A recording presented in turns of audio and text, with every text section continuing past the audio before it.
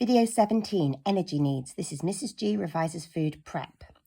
Okay, first thing we need to know, BMR, basal metabolic rate. This is the smallest amount of energy to keep you alive. So BMR stands for basal metabolic rate. This covers the energy needed for your brain to function, breathing, your heart beating, all the things we don't think about. Basic life processes can use up to 75% of our energy every day. Digestion and physical activity make up the other 25%. So these factors affect a person's BMR. Age, BMR decreases as we age, as we've got less muscle mass, generally. Gender, women generally have a lower BMR than men due to being smaller with less muscle. We're not talking about marathon runners or anyone who does a high-performance athletic job. We are talking about the general bog standard people, okay? Your weight and your height. If you're heavier or larger, you need far more calories, so you have a higher BMR. So a person who weighs 10 stone will need a higher BMR than someone who weighs 5 stone because it takes more energy to move the amount of weight, okay? Exercise, again, it's all about muscle. Regular exercise, especially strength training, increases the amount of muscle you have, and the amount of muscle increases your BMR. The average BMR for an adult is between 1,500 and 2,000 calories a day. Okay, right, next acronym is PAL, Physical Activity Level. This is a measure of the activity or how active you are.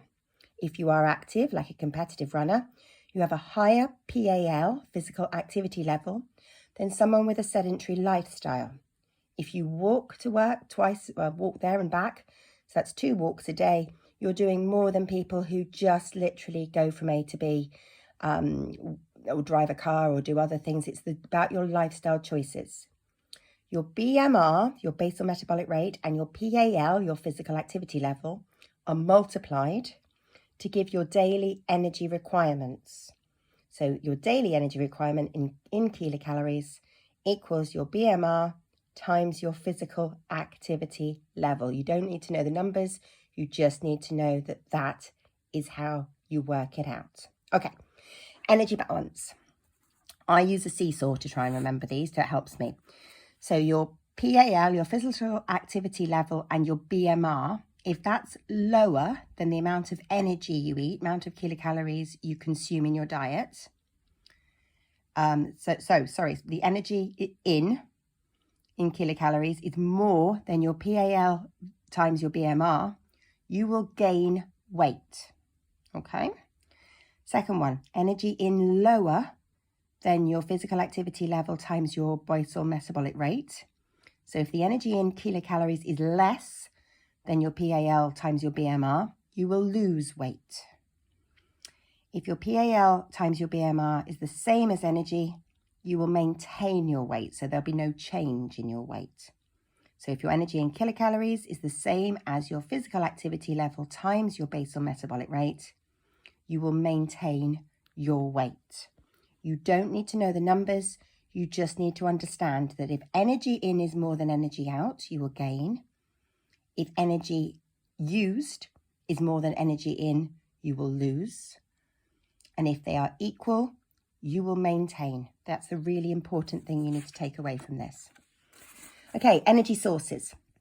Carbohydrates, fats, and proteins are our main source of energy in that order. According to government guidelines, they should be eaten in the following ratio. 50% carbohydrates, mainly from starch, and natural sugars, so intrinsic sugars. No more than 5% from sugars in processed food, so that would be extrinsic sugars. 35% fats, limiting saturated fats, and 15% proteins, trying to get a good variety of LBV proteins to allow complementation of proteins. So that's our low biological value proteins.